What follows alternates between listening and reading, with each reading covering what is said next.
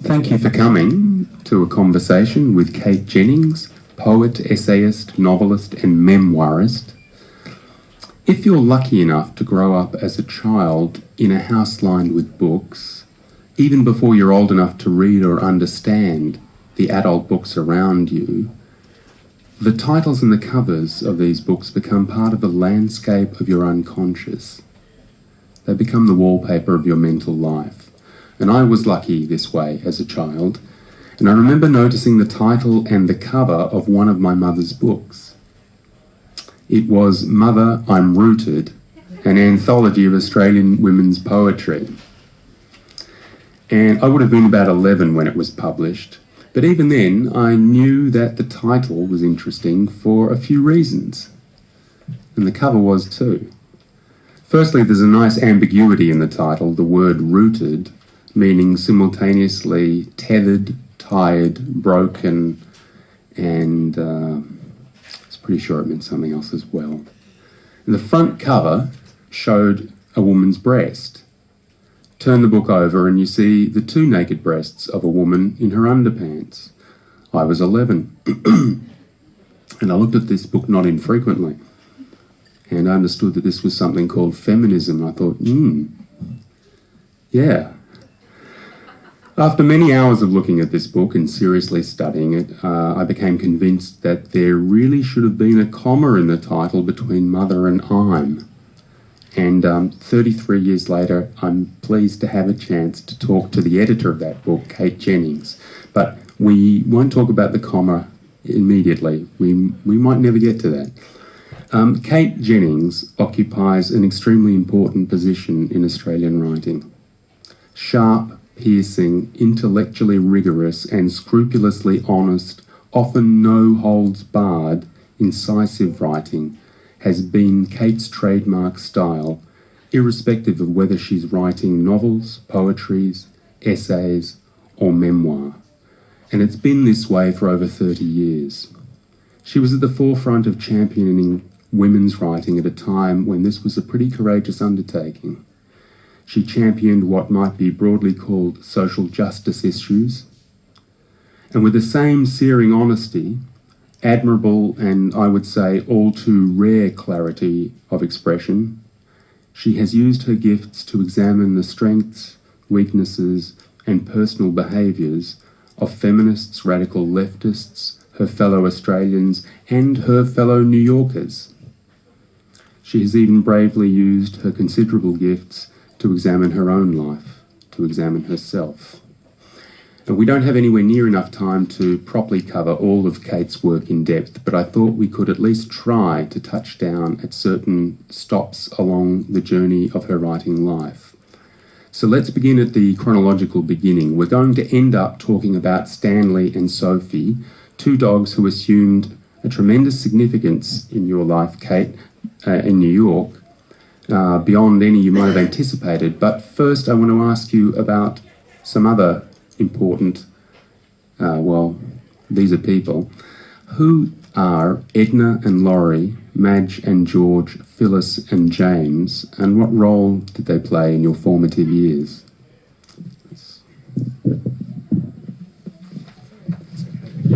Yeah, I'm not quite sure how we do this.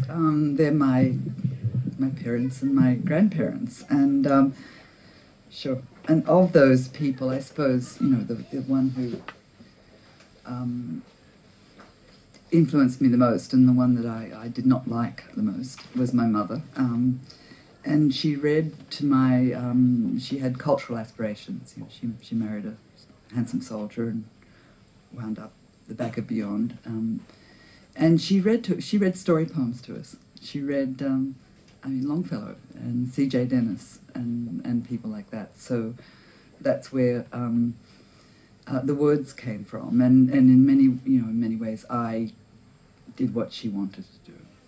I wrote, but it was a very difficult relationship. We were estranged for all our lives, actually. So, and she died a little while back, and I did not go to the deathbed. Put it that way.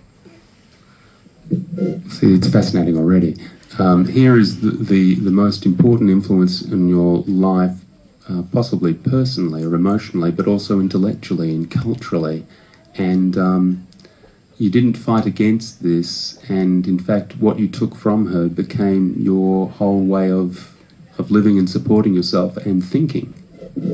The other part of it, though, with the other names, is that, you know, this very familiar Australian, you know, no words, no speaking, no stories, no nothing. And I sometimes feel that squeezing words out of me is really like blood from a stone. And with this book, especially, I had a New York editor who wanted me to write more. That's how she put it. And this went on for a whole year of her trying to get me to write more. And she kept saying, Kate, what do you feel? What do you feel? What's in your heart? And finally I had to say, look, man, I'm Australian, you know. You're going to get like one sentence out of me and I'm going to try and make it funny. That's about as, well, you know, as far as I'm going to talk about my heart. But we eventually, you know, we arrived at this book. Do you think then that there is something peculiarly Australian, or at least peculiar to part of Australian culture, that does not want to talk, does not want to open up? Sure, yeah. I'm good friends with Les Murray, and I always sort of am envious of him because he seems to come from the opposite kind of background. It's not that all Australians are wordless. His parents were farmers. And it was not the same. They did have some tradition of telling stories. Did you have stories in your family?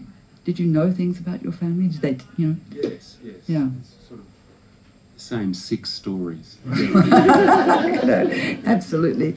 Yeah, we had sort of absolutely nothing. And my dad is now, you know, 86 and on his way out of this world. And we're finally, especially my brother, is discovering World War II and the effect that had on him, which was to really fry his brain, actually. You know? And if there were any words in it before he went into the war, there were none after it. I ask that question because it's particularly interesting in your case because, firstly, there's the paradox that your mother is a major reason for not wanting to divulge too much about your life or your feelings, yet she's given you this love and interest in words, and you've used that to make a life for yourself. But I go further.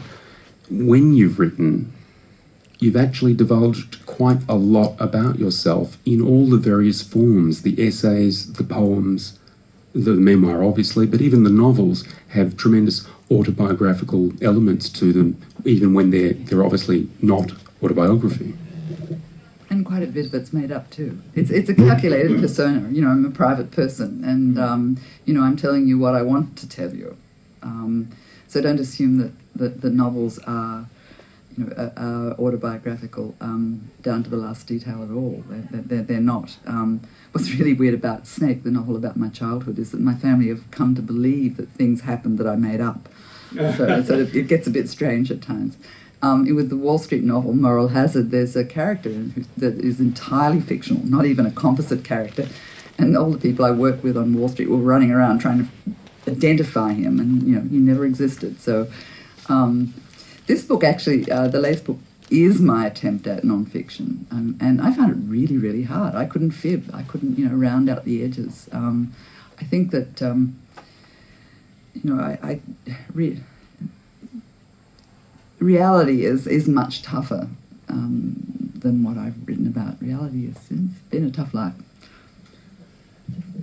It has, from reading your work, and I don't want to push it too hard, but there are certain things that are fascinating, and they are somewhat personal, and we'll see if they're too personal. But one was a friendship that you had with a poet of note, and you wrote about him. You wrote a poem about him, and his name's Martin Johnston, and he was the son of George Johnston and Charmian Clift, and you know, that would be of interest in and of itself.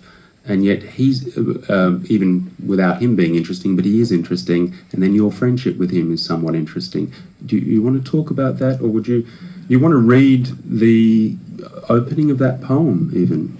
I can find it for you. Can you find it? Yes, let's find it. Martin and I were at Sydney University together. We were part of a gang of poets, and we used to go to his house out to where Charmian and George lived. And I have two memories of this. One of them is the back porch was up to here with empties.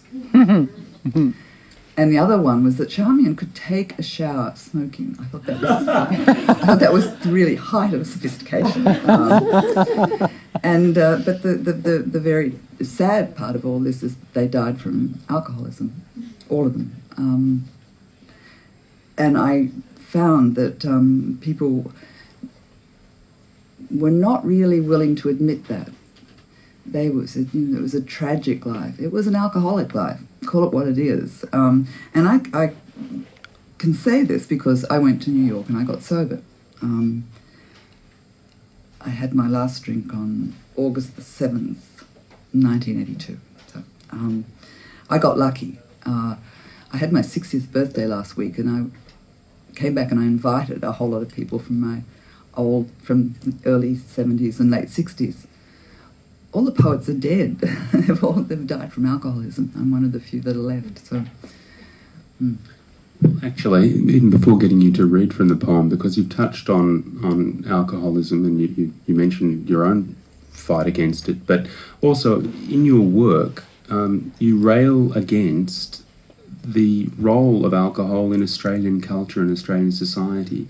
And I'm imagining, particularly when you were growing up, and even in the 60s and 70s when you were coming to the forefront of the feminist movement and encouraging or leading, being responsible for largely publication of women's writing, this was still coursing through the veins of the society, even the progressive movement. Am I right? Sure, we were drunk most of the time. Oh dear. I don't rail against it any longer. I made the mistake of, when I was nearly sober, of coming back and saying, oh, look at you all, you drink way too much. And of course everybody got very cross with me for saying this. So I stopped railing. It's, wagging one's finger, you don't get very far doing that. Probably more by example, much better thing to do.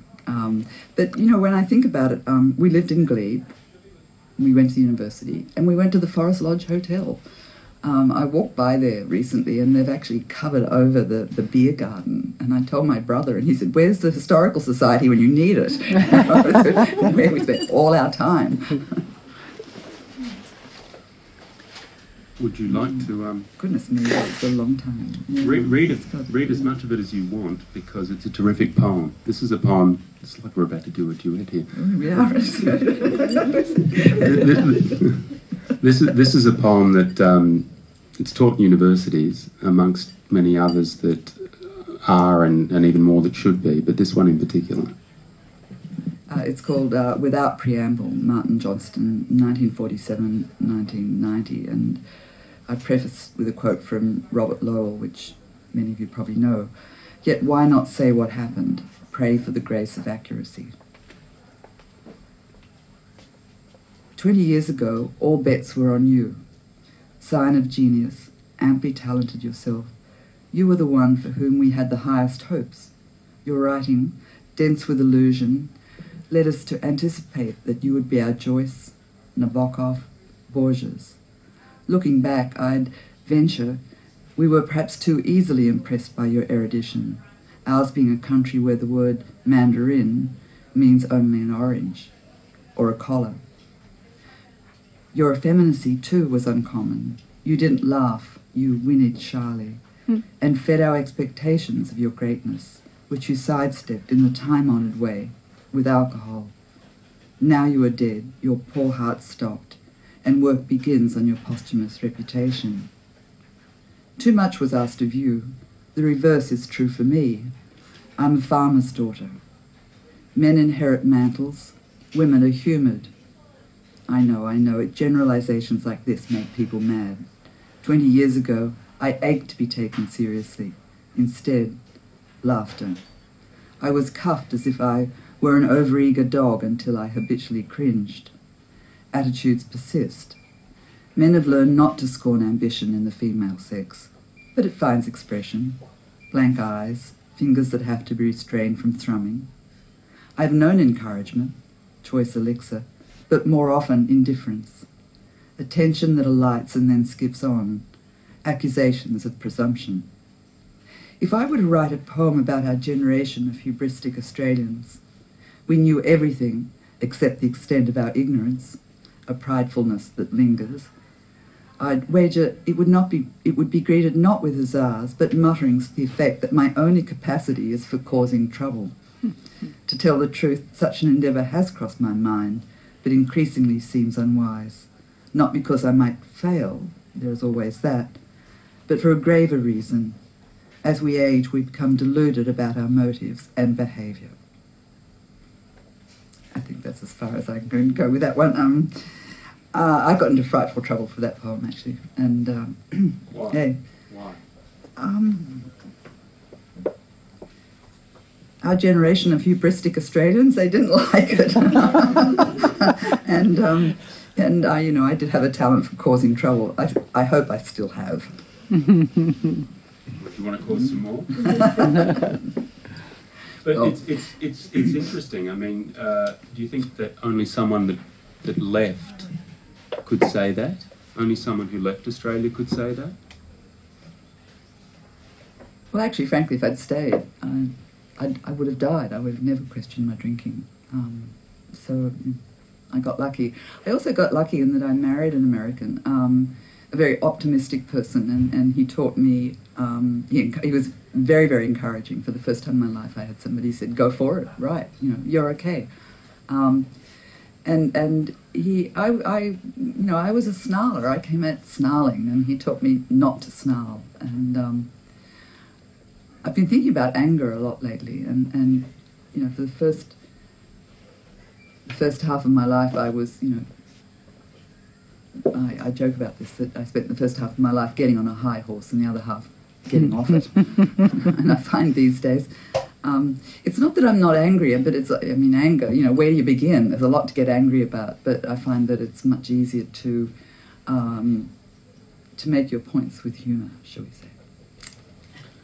I'd love to, keep talking to you about lots of things, and particularly Stanley and Sophie, and I was going to ask you to read from Stanley and Sophie, but I'm not sure if we... Oh, we do have time for that. Yeah. Okay, that's good. I just want we were talking before we came in here, and somehow I thought, when I went to New York, I took an entirely different path from the women that I knew, which is that I went away from French theory, and I fell in love with writers like Elizabeth Hardwick and Mary McCarthy. And this is something that Elizabeth Hardwick said in an interview, and she was asked, do you think there are special difficulties in being a woman writer? And Hardwick said, woman writer? Bit of a crunch trying to put those two words together. I guess no special difficulty, just the usual difficulties of the arts. So you feel it's the same for men and women? Nothing is the same for men and women. It's very tempting to go back and show you something that you wrote in 1974 Okay. on that very topic. Okay, what did I say? You're not going to be disappointed, but it leads... Okay. It's a long life of writing here. This is the anal retentive lawyer doing his homework. This is from the introduction Kate wrote to the anthology of Australian women's poetry that was published in 1975. This introduction was written the year before. I can read that out and ask you whether you agree with it still. Let me read it out first. A woman writer has to be 10 times better, 10 times more persistent, and so much stronger than any male with equivalent talent to overcome the usual obstacles to reach publication. A quick glance at the lives of successful women writers and at the criticism directed at their work will support this statement. How bad was it?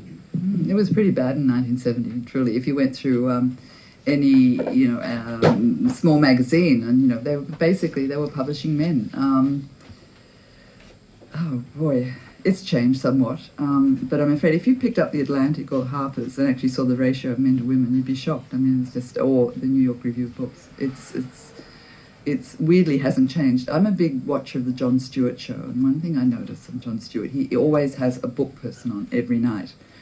And I would say that 99.9% of them are men, and every now and again he gets a starlet on, you know.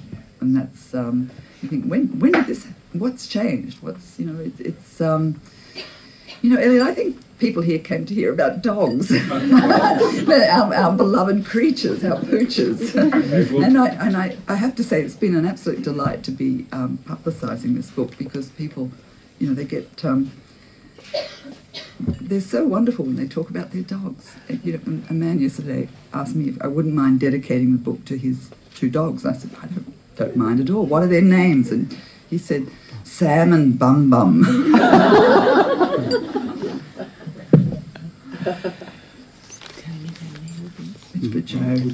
Oh yes, I'd love to read this bit. This is a classic New York. Actually, I'll do it from this one. It's okay, I've got it. Okay, this is called If I Could Stop the Wind Blowing, I Would. If I'd been doubtful about pack behaviour before, I certainly wasn't after watching Stanley and Sophie in action. At home, they noisily acted out their rivalry, sound and fury against cunning. Sophie was the cunning one. But outside, they joined forces and became a gang of 2 bent on rumbling the neighbourhood. They divvied up the dog population.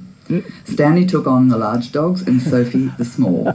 Oh, Sophie, you fooled many an unsuspecting Chihuahua, Pekingese, Shih Tzu and toy poodle. Stanley missed saying hello to his old friends, but what can a boy do? Dog owners in the neighbourhood now across the street when they saw us coming. I mean, these are wee dogs, you know, they're border terriers, not too big, but... This is so true. Sorry, I've lost my page. I decided that I had to instill some real discipline. The 2 of them were to walk next to me, at heel, not veer off at whim, acting like the wayward front and back ends of the vaudeville pantomime horse. Any infraction and we stopped, and they had to sit until they regained their composure. Dog ownership gives New Yorkers a reason to loiter rather than to hurry, to appreciate, in the case of my Upper East Side neighbourhood, a melange of brownstones, carriage houses and low and high apartment buildings, the spanking new and tilting old and everything in between. In New York, bricks and mortar seem almost alive, a composting midden of the city's eras, architectural conversations galore. Dog ownership also gives us a cover to stare unabashedly through windows, especially at night, and imagine the lives within, to approve or censor decorating intent. The art seen this way can be particularly rewarding.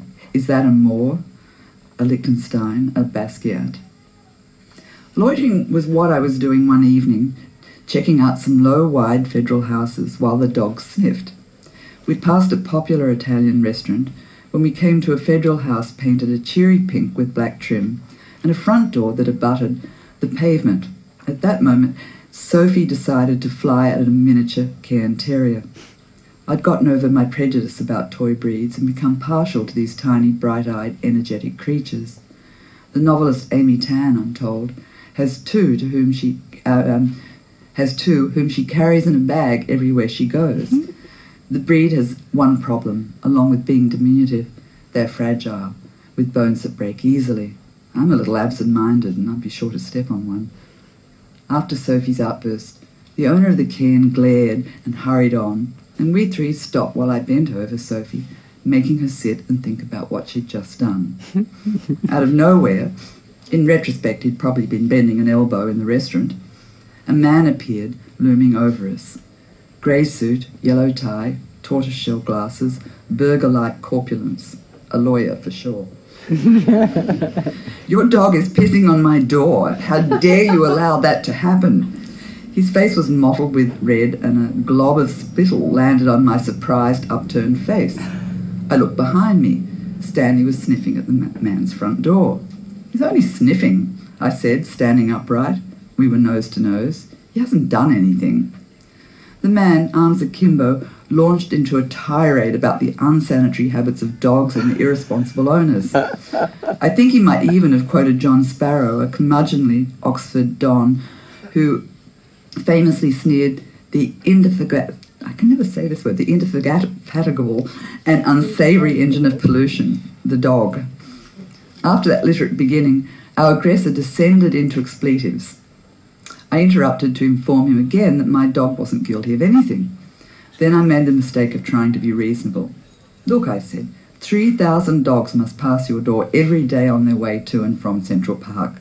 To stop them from peeing on it would be like asking the wind to stop blowing. 3,000 was an exaggeration, more like 1,000. If I could stop the wind blowing, I would, he bellowed. I stepped out of spittle range.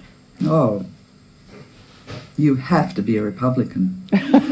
This was just after George W. Bush was re-elected in 2004 with what he regarded as a mandate to steamroll the Constitution. A bitter time, a nation divided, split by a cleaver. Of course I'm a Republican. I walked the dogs over to the nearest lamppost and turned to ask the man, is this okay with you? We'll see. With a little distance between us, I felt emboldened. You know, I'd hate to be you. I'd hate to know what passes through your mind every night as you go to sleep. That did it. He roared and pawed the ground, and the dogs and I beat a hasty retreat down the street. We were almost at the end of the block when I looked back. The man was still there, still ranting and raving. I did the only thing a reasonable person could do. I gave him the finger. From then on, this really happened. From then on, whenever we passed his door, I encouraged the dogs to pee on it. What can I say? Feelings were raw that year. Stanley always refused. A Republican front door was beneath him. But Sophie obliged. She'd hoist her bottom high in the air and splash her message on the glossy black paint and look at me for approval. Good girl, Sophie. Best girl in the world.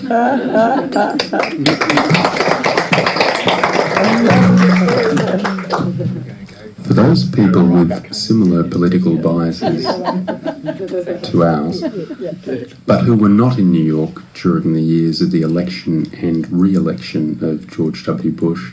He wasn't elected the first time, remember? Well, who were not there when the Supreme Court gave it to him the first time. How was it for you? How did you find it? The last 8 years have been truly... I don't use the word tragic very often. It seems like, tragic and awesome are words that teenagers use, but the last 8 years have been tragic. And they continue to be so. And it's not just the Iraq War. It's... I love New York, and I have a lot to say that's positive about the United States. And every best impulse of that country has been traduced in the last 8 years. Did you not feel that living in New York, you were really in a separate country? It was a different place to the rest of America? Oh, absolutely. I'm an OSM, and I have an American passport. I have a dual citizenship, but I often say I'm a New Yorker. I'm not an American. I wish I didn't have to say that, but New York is it's a very special place. I'd love it we had the time, but we don't, to talk about when the Republican National Convention came to town, which was really quite amazing, because most of the time the Republicans want us to drop into the ocean. And they came to town, and it was a very conflicted city during that time, I tell you.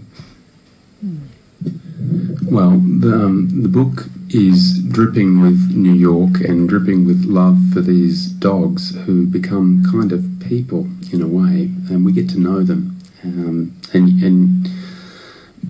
But it's not only that. Not only does it touch on political things, which is not surprising for anybody that knows Kate's life and work, but what is surprising is that some of it takes place outside of New York. I'm thinking particularly of the section in Indonesia, and I wondered if you wanted to read that part. Do you think I should read it, or just describe what happened? Do we have the time? How are we going? I think describe is good. Okay. What happened was that in the middle of rearranging my life, I went to Bali, where my brother has a compound, and I'd never cared for monkeys at all. I'd never watched Jane Goodall, or just wasn't a primate person. But when I arrived there was a macaque named Chico, and Chico, I was told, needed a Juanita. So we went to the bird market and bought a wee baby monkey, Cheeky, a little girl, and I think I've never come across a sadder creature in all my life, and this wee little creature just triggered in me this terrible sadness. I also, in that time, found out a lot about Indonesia, a lot about the wildlife trade, and it's terrible. But the bind in it all is that we're white people, we're basically colonialists who are yet again telling the Indonesians how to live their lives. You don't tear down that forest because of the orangutans. But what about the Sumatran villager? So it's a really complex and difficult question. My monkey experience. I call this book my Dogs, Monkey and State of the World book. And there actually isn't a part in a bookshop called that. So it goes under memoirs, I think. I want to urge you not only to buy it, but also to buy Moral Hazard. In fact, anything that you can find that Kate Jennings wrote, you should buy, or borrow if you can't buy it. Because Kate, I have no reason to say this is over, but she's been making one of the great, brave journeys of Australian writing over the last 50 years. And people that read her stuff love it, but more people should read it. Please thank Kate Jennings for coming to me.